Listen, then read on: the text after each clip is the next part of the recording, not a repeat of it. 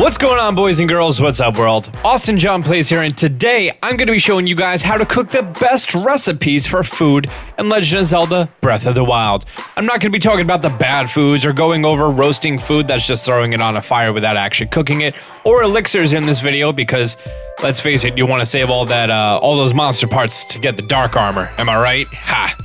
Nope. Grab a cooking pot that magically fills with water and ingredients, and let's go.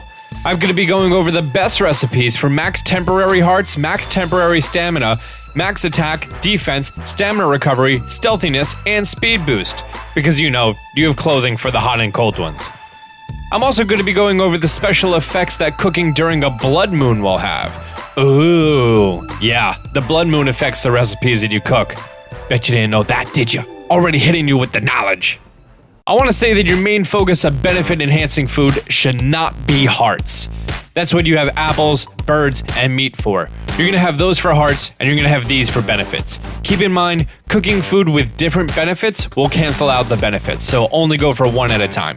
Every food item can be placed into a grade, and the more food that you have of a higher grade, the better, but not always. Also, I've done experiments for cooking with reloading my save file for about 5 hours to come up with this list. So be sure to drop a like and show your appreciation for my hard work and dedication. It's easy, just click it, I'll wait. 5 seconds. 5 seconds for 5 hours of gameplay, then editing and recording sounds fair, right? Great. First, a little disclaimer about critical cooking. There's a slight chance that when you cook something, it'll be a critical cook and it'll have a boosted effect. When the cook animation is done, the sound is going to be slightly different at the end. It's going to have a little bit of a gong sound to it. It's really hard to miss unless you're listening on big speakers, so here's what it sounds like. Turn your volume up.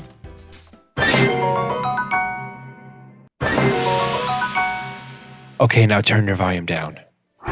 One way to guarantee a critical cook is to cook between the time of 11:30 p.m. and 11:55 p.m. right before a blood moon. You can talk to this guy at the Dueling Peak stable to find out if a blood moon is going to happen that night. If you want to plan your cooking around a blood moon, which is recommended, then a full cycle is 8 in-game days, and a blood moon is randomly selected from those full moons. You could also guarantee a critical cook by adding a star fragment or a dragon's body part, but that takes up a cooking slot. So, okay, no further delays. First, mighty food. Any dish with the name mighty in front of it gives you a boost to your attack, from 1 to 3 stages. A critical cook, or blood moon critical cook, can boost it by an extra 3 hearts, a boosted 5 minutes duration, or a boosted tier of effect. The only grade A food for mighty attack food is a mighty porgy. Each one that you cook will give you 2 hearts and 50 seconds of attack boosting. Cooking 1 will give you a level 1 boost, cooking 2 gives you a level 2 boost, and 3 fish will give you a level 3 boost.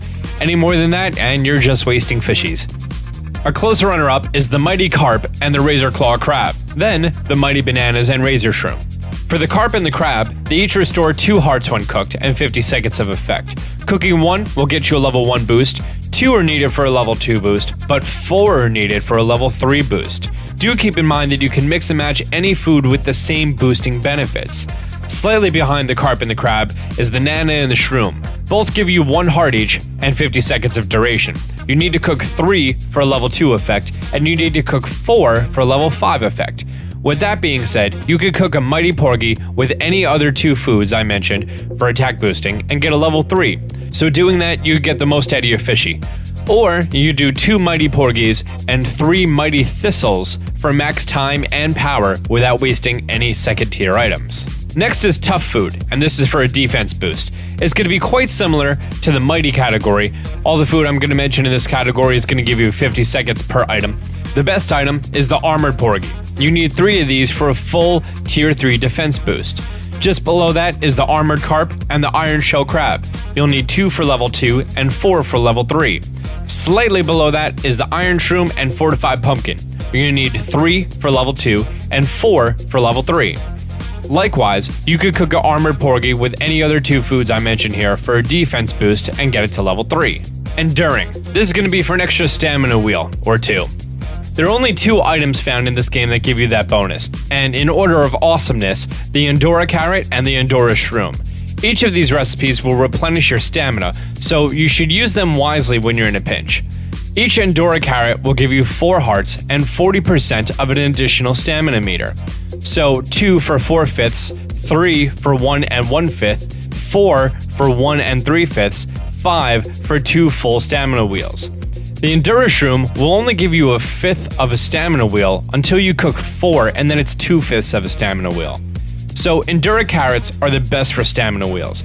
They can be found behind the Great Fairy near Kakariko Village. However, you may only want to cook one at a time. Each one that you eat is going to give you full restoration of your stamina wheel plus 2/5. Energizing is to replenish your lost stamina. Keep in mind that you cannot over-replenish your stamina, so you may not want max stamina regeneration. A grade A item for this is the Samanoka Bass. Each one is going to restore 2 hearts, and cooking 1 replenishes 1 full stamina circle. 2 gives you 2 1/5 stamina circles, and 3 gets you 3 full circles. Below that is the Bright Eye Crab and Courser Bee Honey. Each one gives you 2/5 of a circle and 3/5 for every one after the first. So 2 for 1 circle, 3 for 1 3/5, 4 for 2 2/5, and 5 for 2 4/5. Staminella Shrooms restore a small amount, 1 for 1/5, 2 for 2/5, 3 for 4/5, 4 for 1, and 5, 1 2/5. I know it's weird, right? So for this, you may want to have lots of smaller items. Never cook more than 2 Samanoka Bass, 2 Crab or Honey give you a full ring, and never cook more than 3 Staminella Shrooms. Next is Sneaky. The best item, bar none, is the Silent Princess. Each one that you cook is going to give you 2 hearts and 2 minutes of an effect. 2 are needed for level 2 and 3 are needed for level 3. This rare flower is found near the Great Fairy Fountains, the Master Sword, and other spiritually majestic areas. Below that is the Silent Shroom and Stealth Fin Trout. Every shroom is 1 heart, every fishy is 2 hearts.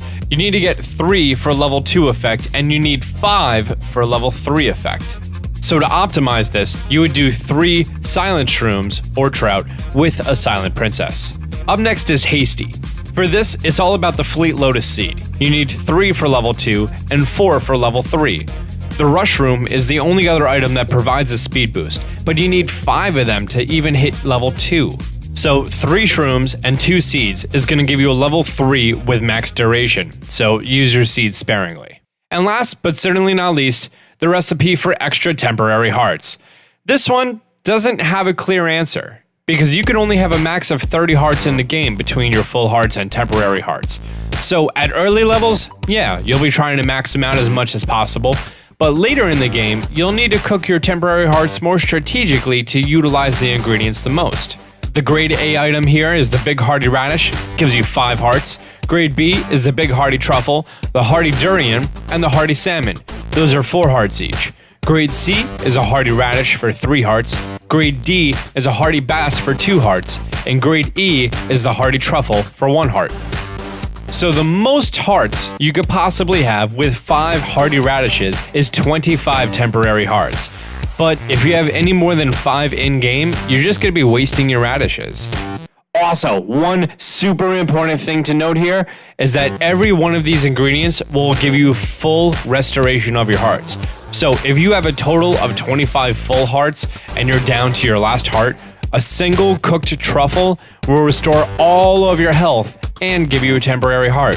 So for later in the game, that might definitely be a good strategy. So now to recap everything. You want attack? 3 Mighty Porgies, and then for the other 2 slots, throw in some Mighty Thistles for max duration. Defense? 3 Armored Porgy and throw in 2 Armoranth for duration. 2 of each of those fish can be found in the very bottom right of the map in the small pond island to the right of Eventide Island. You want extra stamina? Cook as many Endura Carrots and Shrooms as you get your hands on, but separately. Gotta go fast?